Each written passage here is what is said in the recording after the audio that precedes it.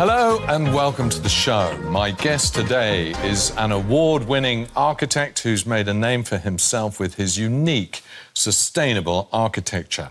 Diébédo Francis Kéré is originally from Burkina Faso, but now has his own architectural practice here in Berlin with various projects underway in different countries around the globe. Welcome to the show. And you've just flown in, I think, from Venice, haven't you? Yes. Yeah? Yes. But I want to start, we will talk about your architecture and how extraordinary it is coming up, but I want to start sort of at the beginning. In Burkina Faso, as a young boy, son, I think, eldest son of the village chief, and at the age of 7... Yes, that is you true. had to leave the village to go to school elsewhere. I mean, that must have been tough. Yes, but that is so how you have to do in Burkina Faso. When you're born in a country where there is not enough schools, you have to move your family to be able to attend education. I did it simply when I was 7. I was forced to leave my family, my parents, my friends, and my community. Yeah. We should explain where Burkina Faso is because it's in West Africa, and to the north is Mali, am I right? Yes. And you tell us the rest. So Burkina Faso is simply surrounded by Mali, Ivory Coast, Ghana, Togo, Benin and Niger. And it's a landlocked country. Yes, exactly. Yeah. And did you have then all your education away from home? Oh, yes. And were you with another member of the family? No, did you? I mean, you left your mum and dad, but were you? I thought you were with an uncle somewhere, or yeah, with a relative. Yes. So I leave my family to be able to attend primary education. It was in Tenkodo. It's a city somehow 20 kilometers from my home village, far, and for this reason I had to live in a house of a relative, far away from my family. And then, I mean, almost, this is moving on a few years, you came to Germany. Was that your first time abroad, actually? Oh, yes. Yes. What was that like, coming to Germany? It must have been quite an experience. Yeah. It's an experience I don't want to miss, and it is still fresh. So imagine you take a flight from Burkina Faso, from Ouagadougou, the capital city of Burkina Faso. You just take off and you flies, and then realize that trees are coming. It's getting greener and greener, and you land to the Ivory Coast, and you take there another flight to Nigeria, from there to London, and then to Germany. It was amazing. It was really amazing. I spent the entire flight time watching down until I had, weeks later, headaches and everything. So, yeah, and that was just the arrival. The trees were the big thing. I mean, you were coming actually, I think, to be to learn carpentry. That is true. So, and how did that? Where was that? That was at the Technische University here. No. I was going to say. I just came to Germany because I got a scholarship to attend a training as a development activist in carpentry. But you imagine there is no wood in Burkina Faso. But that's what I was coming to. I was going to say, a carpenter from Burkina, there's not a lot of trees. No, there is not a lot of trees, no wood, and carpentry is very primitive. So we have no wood, simply. But in fact, coming to Germany was a chance to escape, to move from Burkina Faso, where everything is limited. There is no way to attend further education. So I was simply lucky to get this scholarship to escape my environment and to enter another environment where everything seemed to be available and possible. And here you were in Berlin. Yes. How did the change come to architecture then? So as a kid in Burkina Faso, I've been working very hard. Part of this job was about going to collect buildings material and to fix housing of my relative in whom house I was living when I was going to primary school in Burkina Faso. And I think as a kid, I wanted to do things better when I became adult. So that is why I had always this wish to learn how to build, to make better housing. This is simply one reason. Another reason was sitting in a classroom in Burkina Faso with more than 150 other kids. So in a little room, let me say, less than 50 square meters. So I was always dreaming, and so was hot in this building. So I was dreaming to make things there better also. So I wanted to build better classes. I think those things came together, and this is how I started to study architecture. Yeah, but here you were in Berlin doing carpentry. How did you manage to get into the technical university where, I mean, I don't know about a few years ago, but today to study architecture there, there's, I don't know, let's say there's 100 kids for 5 places or 10 places. Yeah. No, but simply, when I came to Berlin, I didn't have my high school degree. You have to know that I had to go again, back to school, but this time in an evening school in Berlin. Yes. And I made it for 5 years. In German? Yes. And that's how you learned German, I guess. Yes, yes.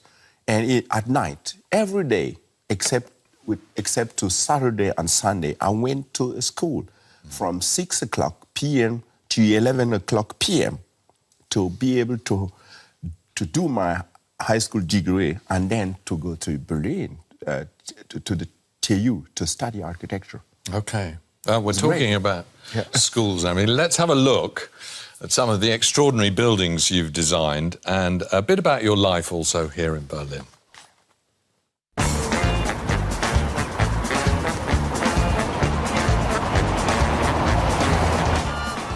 Diébédo Francis Kéré left his homeland more than 20 years ago, and he's been on the move ever since. He has architectural projects all over the world, but those closest to his heart are in his homeland, Burkina Faso. Kéré works with simple materials, designing elegant, efficient buildings, using resources available locally. And he develops new ideas, like this double roof that allows the air to circulate and cost-efficiently cool the school. What I do is look to see what I can take from Germany to Burkina Faso, not transfer it one-to-one, but translate it to suit the local needs. In that respect, I'm building a bridge between Germany and Burkina Faso. Kéré's biggest project is the Opera Village in Burkina Faso, a dream of the late artist Christoph Schlingensief, whose widow, Aino Labrens, is still working with Kéré. His school, created from mud bricks, has won him global fame. It's necessary to create buildings that can get by without air conditioning or artificial ventilation. He left Burkina Faso so he could return. He wanted to find an architectural style suitable to his impoverished country in Western Africa. Now he's active around the world, redesigning an old military barracks in Mannheim and preparing a project for Beijing's Biennale. His office studio in Berlin is a multicultural laboratory and his second home. Okay, just to test it. Light penetration inside. Light will definitely go through, which will be exciting.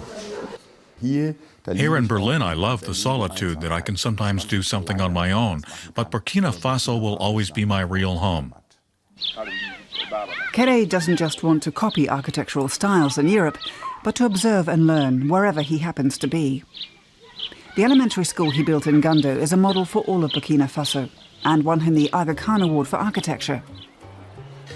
Next door, an airy library is under construction, again using local resources. Kéré developed his own recipe for making bricks. 8 buckets of cement added to 92 buckets of clay. This mixture makes his buildings resistant to rain and termites. He learned to work with clay at an old brickwork factory in Germany. That's where I learned how they used to mix and sift the clay here, and I helped make the casts, and learned how you get the clay out of the molds and roll it, and then bang, into the mold, scrape it flat and so on. It was wonderful. Germany's streets have become as familiar to him as the dusty savannah. He likes a lot about Germany, but some things are still alien to him. Sometimes I miss the spontaneity of life, but I always have that in Burkina. In Gando, he's building houses for teachers and an extension of his school.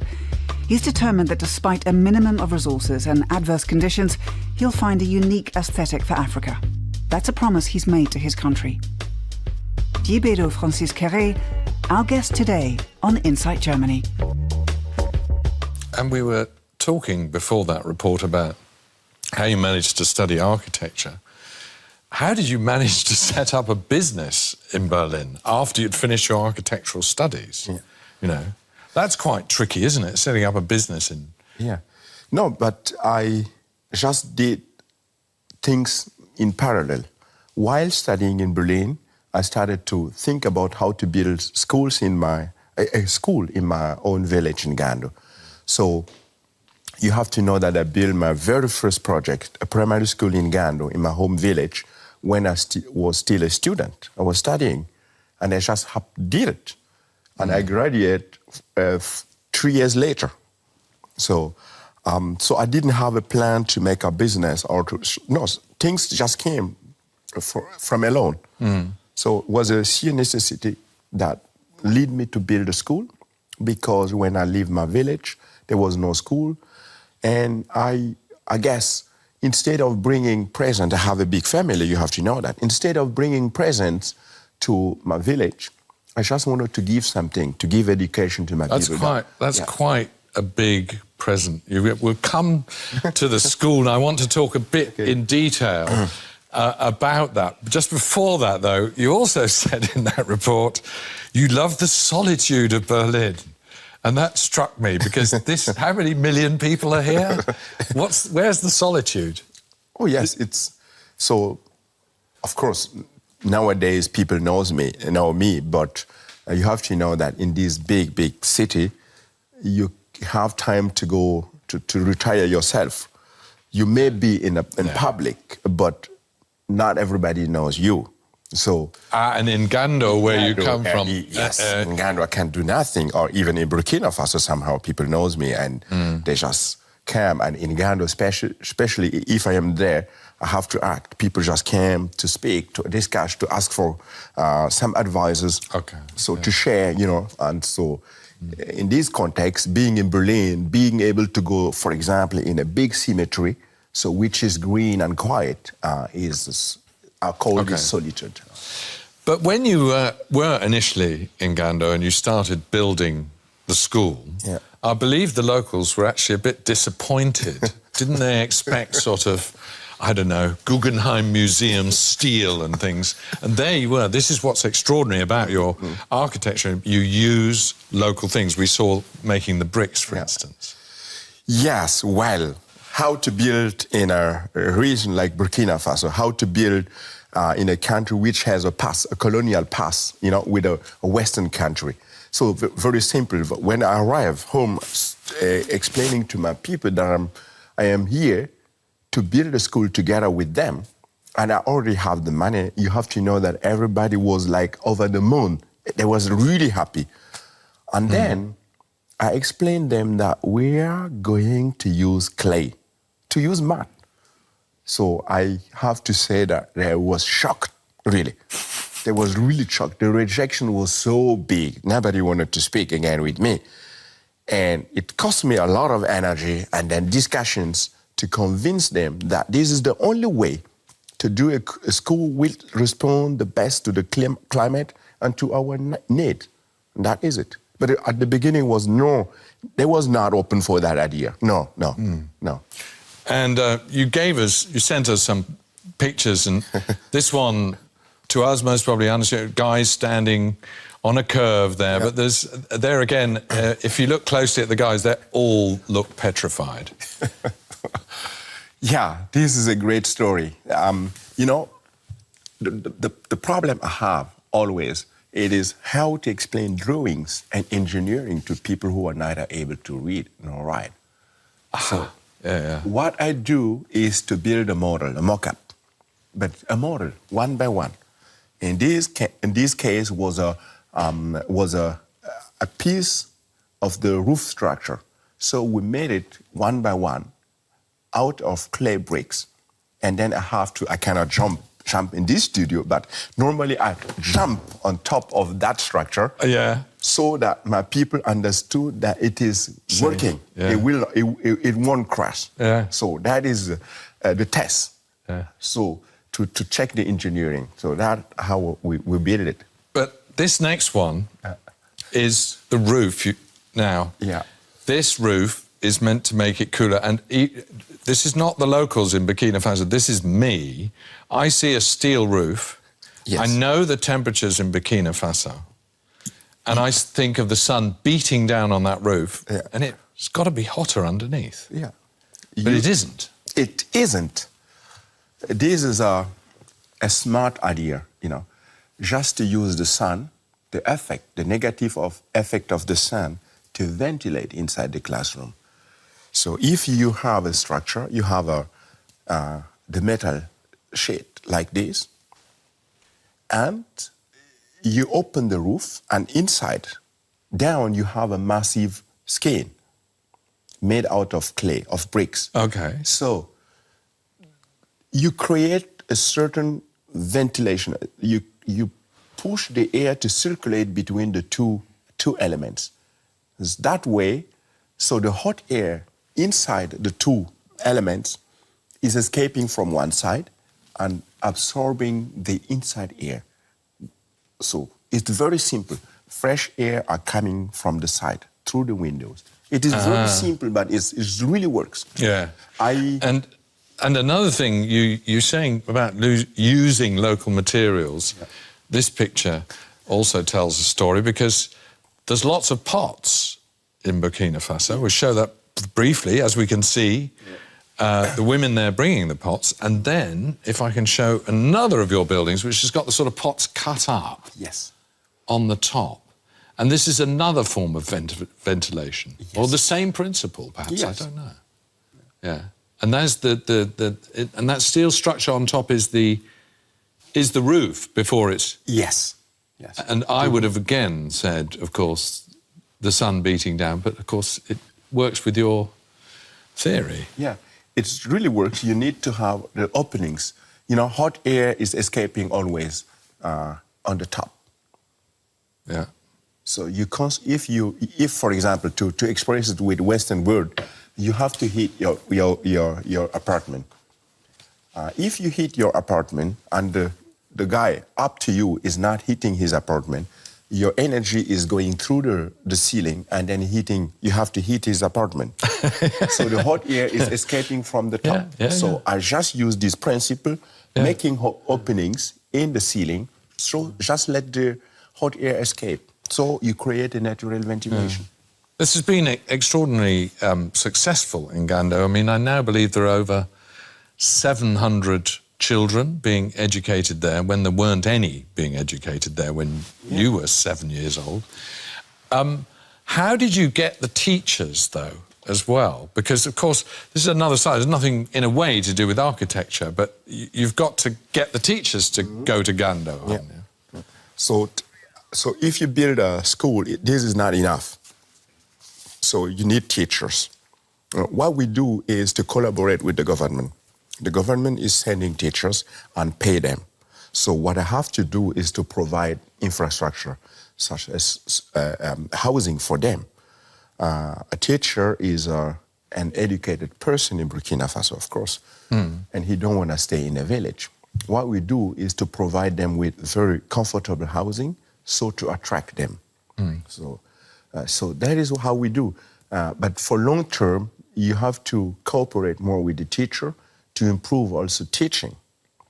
So the electricity rate in Burkina Faso is high, but I think to go forward, you have to improve the quality of teaching. Today in Gando, I am really proud to tell you that I was the first one to be able to read and write. But we have more than, as you could see, we have more than 700 kids. And they're all reading and writing? Yes. This is a big step. And how how was this financed as well? I mean, I know the Schulbausteine for Gando in German, translated would be building blocks for Gando. Was this money you gathered here in Germany? How did you finance it? Yeah. So how I finance is very simple. Here in Germany, I collect money from some friends.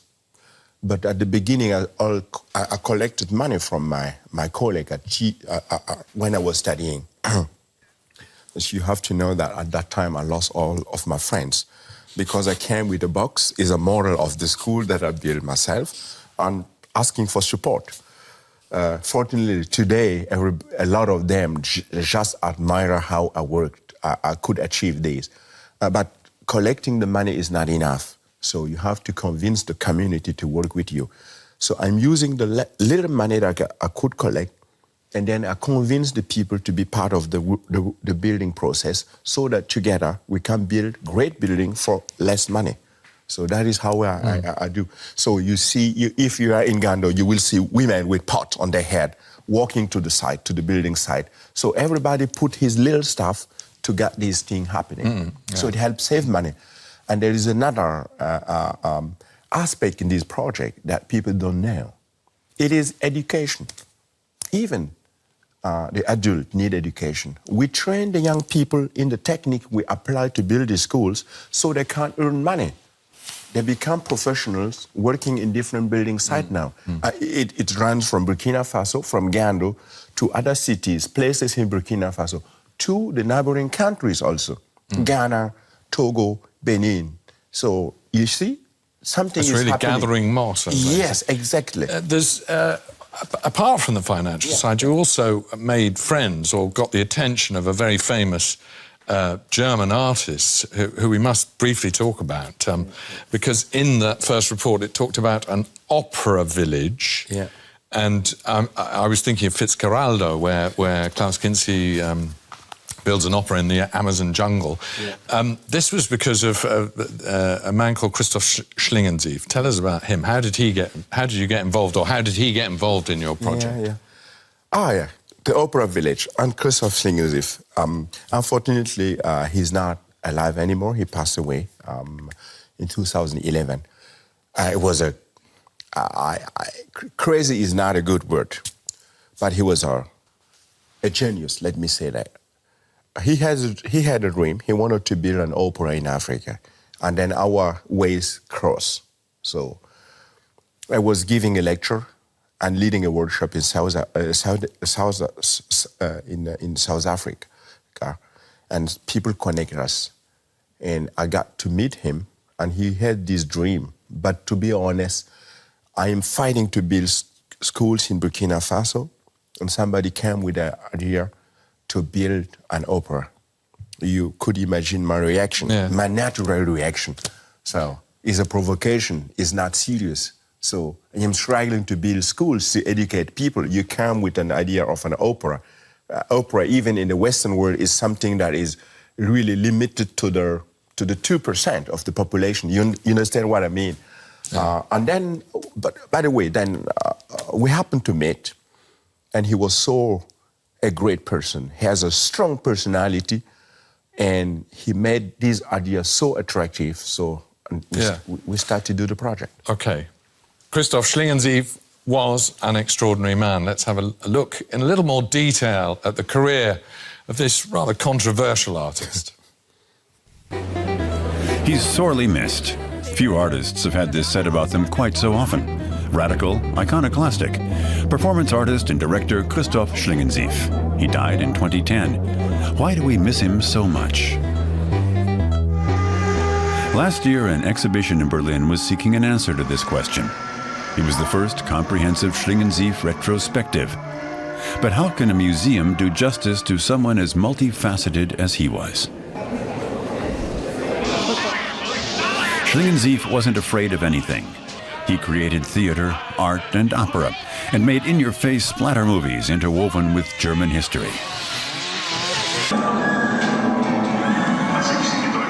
In 1998, he founded the political party Chance 2000, or in English, the Last Chance Party, which also staged this happening in Vienna, Schlingensief's own version of the television show Big Brother, putting asylum seekers in containers. As always, many thought he was going too far. Chance 2000, a blend of politics, art, and play. Schlingensief issued a call for 4 million unemployed to take a dip in the Wolfgangsee Lake in Austria and raise the water level, thereby flooding German Chancellor Kohl's vacation home. Of course it failed, but Schlingensief's motto was, "Failure is opportunity." In 2003, he had unemployed people sit around and wait for posts. At the Berlin exhibition, students took on this job, a pale copy of the original idea. Yet another provocation, his 2004 staging of Wagner's Parsifal in Bayreuth, a marathon of shock and salvation. A scandal was guaranteed. Wounds, myths, kitsch. The exhibition was a journey through German history. It also documented how Schlingensief lived with cancer, as in his project for the Venice Biennale, A Church of Fear of the Stranger in Me. Undeterred, in 2008, he pulled out all the stops and founded what he called his opera village in Burkina Faso, complete with a hospital and a school. He continued writing, struggling, and venting his anger and his fear. Brutally honest and still loud, but increasingly quiet. Christoph Schlingensief, a bit mad, a bit maniac, but always a maverick. A maverick, indeed. And what is the state of affairs, actually, with the Opera Village? I know that since he died, it's still going on. Yes. His widow's helping with the project, and, yes, and some celebrities as well. Yeah. Yeah, since he passed away, we keep doing the project. Unfortunately, he couldn't see the project. But we opened 3 years ago. So just in 2002, we opened the first school building. Now, 150 kids are attending primary education in the opera village. Yeah. So I know. What about the opera as such itself? I mean, is it going to have opera there, or is it going to have something different? Yeah. Whatever, the opera itself is still part of the project, the vision, but it's not an opera like you may imagine it should be. But we have a space, we have this infrastructure where different activities are already happening on the site.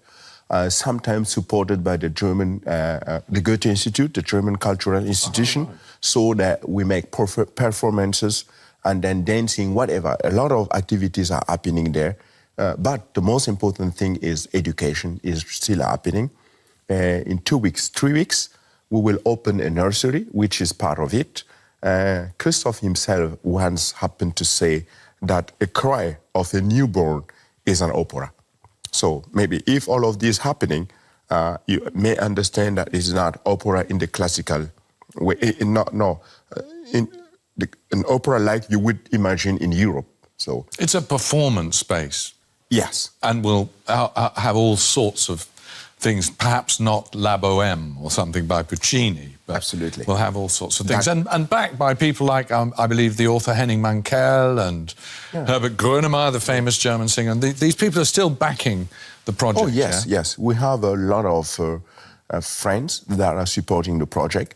The former German president, Horst Köhler, is protecting and supporting the project. And then you have all of these people that are supporting us financially, so to keep things going. But money is a problem, we have to say, because it's a huge project. And I know the widow of Christoph is struggling to fund to get the project go ahead. I'm still supporting the project with my architecture. I am the contact, and I am flying to Burkina to supervise the ongoing project and then the building that are in process. So yeah, it's going. We've talked mainly about projects in Burkina Faso. I'd like to, you've sent us a couple of other pictures. If you can tell us, is this one in China? Yes. And that's more the architecture that I would understand, or looks like it. Is this more conventional, if you like? Yes, somehow. I got a chance to work with a great Chinese architect, Wang Shu. He's a good friend of mine. And I just asked him, what these people expect from me? You know what I'm doing? I'm using mud, mostly in Burkina, to build schools. What can I do? How can I contribute it? He just tell me, keep doing open spaces like you do, and then you will know. And for myself, I have been to China to learn. It's really not the modern stuff. But China is so very old and has old techniques. I was interested in these old techniques. So that is why I end up to start a project in China. Mm-hmm. And this is another project, or architectural, well, it was an exhibition, wasn't it? Yes. In London, I believe. Yes. It's a great installation in London, in the Royal Academy of Art. So it has been successful. I don't know if you have more picture about that. I do, So I invited the public to participate, to contribute, to build up this I see. installation. This is the second picture. Yeah. Yes. And is that done by the public then? Yes. Oh, yes. I didn't know that. Yes. Tell us. No. Simply because if you invite me to do something in London, in Gando I will use mud or something else. And in London, what is available in London? So I have realized that you have a lot of honeycomb. It is hidden everywhere, in every furniture. I just wanted to expose this project, this material. So creating a tunnel and inviting the people, inviting the visitor to contribute it, not to stand and just watch, but to be part of the... And they've got kind of sticks, coloured sticks, yes. and they could just put it where they like. Yes. Oh, okay. I think it has been a big success, really, because people just queue to put their... to contribute to build this structure. And are you, seeing that and the pictures before, this was not like the pictures in Gando and using local material. This was using modern technology. Is that the way you're going more now? Yeah, it's about, if I am in London, I am in England, is the country of modern technology, is the country of industrialization. So I may use industrial products to build there because this is the most available product. So industrial product. So in Gando, we use material, we use clay. This is the most building material. So somewhere else, I may use something different. So if you talk about Geneva, where I have the chance to make the permanent exhibition of the International Red Cross Museum using hemp. Hemp is known as you use it in a fabric. So, but you can use it to build. It's a very good insulation material. You can use it to build. Oh. And another thing that architects are beginning to use is 3D printing. We'll see if our guest has used that in a minute, but they say that it's possible to print your own food. Why you want to do that is beyond me, but still. And now you can print your own house. And I wonder straight away what that's like to heat. But anyway, here's more. My guest is Francis Kéré, the celebrated architect. Do you think people will be able to live however they like because of this? You use a bit of 3D printing, but not on that scale. Yeah, not in that size. It's... I may say this is a 3D printing help you if you have a model, which is delicate to do if you want to be more precise. Some may be able to print, but it's not is a production principle or a process. It's processes, it's a new way of producing. It's like prefab. So if they use it, but it's much more precise. I think that this will help solve a lot of problems. So increase the speed to build, if you're building in a city. So why not? We are in the 21st century.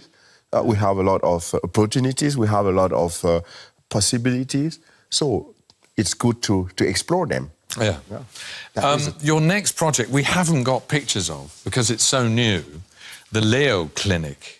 This is, you told me before we came on, this is sort of a bit more of a holistic approach, even more so than Gando. Yeah. Leo is a good example for us. So because every time when I start a new project, I am trying to do something new, to explore something new. It might be a material, but it may be, energy. So in Leo, so you may imagine it very simple. We use clay. It is locally available to build the structure.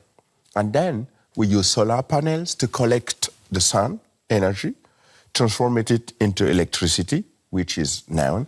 But because we have no electricity, we have no power in Leo, in this site. And what we do is to collect the water, grey water, whatever you use in this clinic, and to clean it using electricity that you have for free, you understand? And put it again in the circulus. So, okay, that's one project. I want to just briefly ask you about your project in Germany, because you're doing a huge project in Mannheim as well. Oh, yes. You've become the master of reinventing barracks, you said to me. No, maybe our specialist of converting is better than inventing. No, we was part of a competition team, and we won the competition. It's about Taylor Barracks, 46 hectares. It's huge. That's huge. Yeah, that's huge. A big area. And then we are making the master plan where you have different uses, especially industrial. So, and that is what we're working on. And the idea we had is to put green through this area that was closed for years, and to give something back to the population. But the way keeping economical expectation also. No, now we're working on that. We're working since 2 years.